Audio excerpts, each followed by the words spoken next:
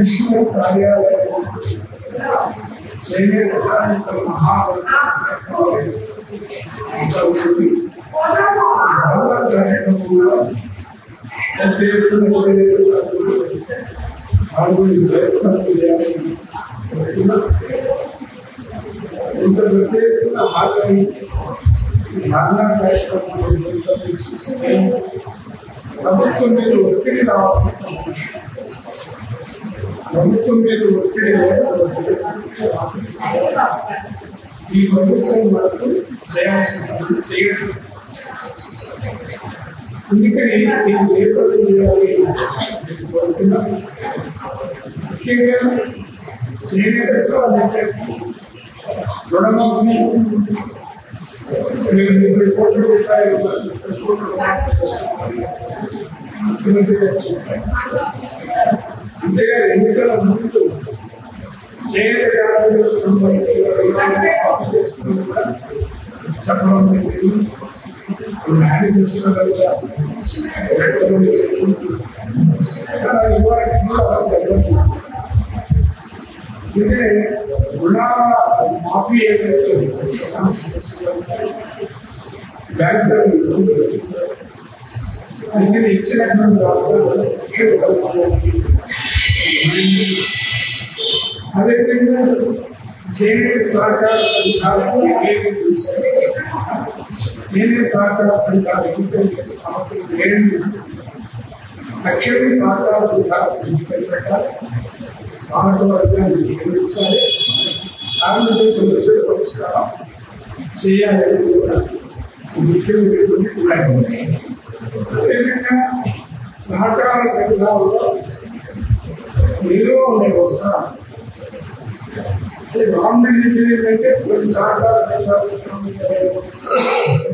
ఎక్కువ ఇప్పుడు సక్రమంగా లేకపోతే సరిచేయండి. ముఖ్యమైన ఎంక్వైరీ సకాలంలో పూర్తి చేయండి. పాలక వర్గాలు చేనేత కార్మికుల దృష్టి జరుగుతుంది. సందర్భంగా కోరుతున్నాము.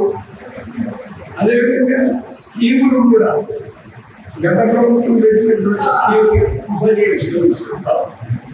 ఈ ప్రభుత్వాన్ని నిర్మలు పెడుతున్నారు.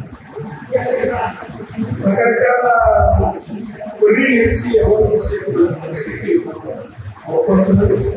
అందుకనే రకరకాల కొన్నేలు కాకుండా అమలు చేసినటువంటి గిఫ్ట్ స్కీమ్ అదేవిధంగా జియో ట్యాగ్ విషయంలో ప్రభుత్వం అందరూ ఉపయోగపడే విధంగా చర్యలు తీసుకోవాలని సందర్భంలో నిర్ణయిస్తూ అదేవిధంగా రాష్ట్ర ప్రభుత్వం వైపు నుంచి కేంద్ర ప్రభుత్వం మీద ఒత్తిడి రావాలి. మేము చాలాసార్లు చేనేత శాఖ మంత్రి పెద్దలు నాగేశ్వరరావు కమిషనర్ శైలజ రమేష్ గారు జాయింట్ మీటింగ్ ఏర్పాటు చేసి మేము చెప్తున్నది ఏంటంటే చేనేత వస్త్రాల మీద జిఎస్టీ ఎందుకు చేనేత మీద 5% జిఎస్టీ అనేది 5%. దీనివల్ల చేనేత మీద భారం పడుతుంది, నష్టం జరుగుతుంది. ఈ పౌరం పోటీకి మిల్లు పోటీలకు తక్కువ నిలబడాలని సబ్సిడీ ఇవ్వాలి అని నేను చాలాసార్లు డిమాండ్ చేశాను.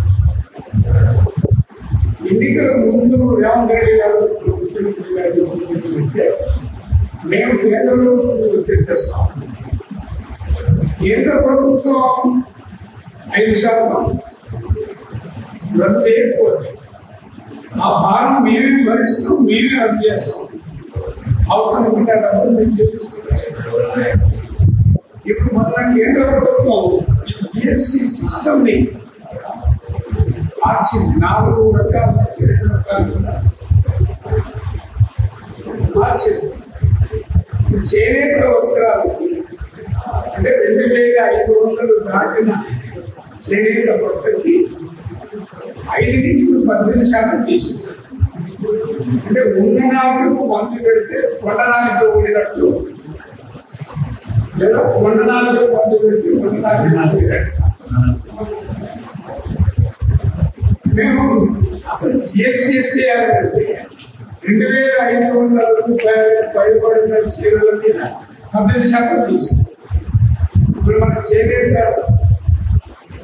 ముఖ్యంగా పోచంపల్లి, పుట్టపాక, ఉమ్మడి నల్గొండ జిల్లాకు సంబంధించినటువంటి చీరలు పట్టు చీర చేనేత ముగ్గాల తయారీ దాని మీద 18% జిఎస్టీ ఉన్నది తీసేయమంటే 18% తీసుకొని దానిలో అందుకని కేంద్ర ప్రభుత్వం రద్దు చేయని రాష్ట్ర ప్రభుత్వం ఒత్తిడి తేవాలి. ఇక్కడ చేనేత శాఖ మంత్రి కమిషనర్ వీళ్ళంతా కేంద్ర ప్రభుత్వానికి ఉత్తరాలు లెటర్ రాసి ఒత్తిడి తీసుకోవాల్సిన అవసరం ఉంది. ఆ పని చేయట్లేదు. పైగా కేంద్ర ప్రభుత్వం అనేక దశాబ్దాల నుంచి ఉన్నటువంటి కొన్ని సంక్షేమ పథకాలు అన్ని రద్దు చేసింది. కేంద్ర ప్రభుత్వం రద్దు చేసింది, రాష్ట్ర ప్రభుత్వం అడగండి, ఒత్తిడి చేయండి అంటే ఒక్క మాట మాట్లాడుతుంది. అందుకని సంక్షేమ పథకాలు కేంద్ర ప్రభుత్వం రద్దు చేసినవన్నీ కూడా కేంద్ర ప్రభుత్వం మళ్ళీ పునరుద్ధరించాలి. దానికి రాష్ట్రంలో ఉన్నటువంటి మంత్రులు ఇద్దరు, ఆ మంత్రులు కూడా మేము చేస్తున్నాం. కేంద్ర ప్రభుత్వం కృషి రద్దు చేసినటువంటి సంక్షేమ పథకాలన్నీ కేంద్ర ప్రభుత్వం మళ్ళీ పునరుద్ధరించాలి. అదేవిధంగా రిజర్వేషన్ కూడా అమలు చేయట్లేదు. చేనేత వస్త్రాలని ముఖ్యంగా తగ్గండి ఇక్కత్తు ఈ వస్త్రాలని పేటెంట్ హక్కులు ఉన్నాయి. పేటెంట్ హక్కు ఉన్నటువంటి వాటిని కూడా సూరత్లో ప్రింట్ చేసి 10,000 రూపాయల చీర 5,000 ఉంటుంది. మరి పేటెంట్ హక్కు ఉన్నటువంటి వాటిని కూడా దుర్వినియోగం చేసి సూరత్ లాంటి ప్రదేశాల్లో ప్రింట్ చేసి చేనేతలు దెబ్బతీస్తున్నది. అందుకని ఇలాంటి విషయాల్లో కూడా ప్రభుత్వం రక్షణ అరికట్టాలి, చేనేతలు రక్షించాలి.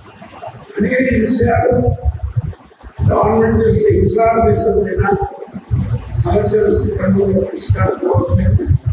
కాబట్టి ఈ మహారాణ కార్యక్రమాన్ని చేపట్టడం జరిగింది. అందుకగా రాష్ట్ర ప్రభుత్వం ఒత్తిడి చేస్తాం.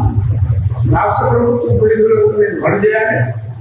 కేంద్ర ప్రభుత్వానికి సంబంధించినటువంటి విషయాల మీద రాష్ట్ర ప్రభుత్వం ఒత్తిడి చేసి చేనేత కార్మికుల సమస్యలు పరిష్కారం చేయాలని ఈ సందర్భంగా నేను డిమాండ్ చేస్తాను.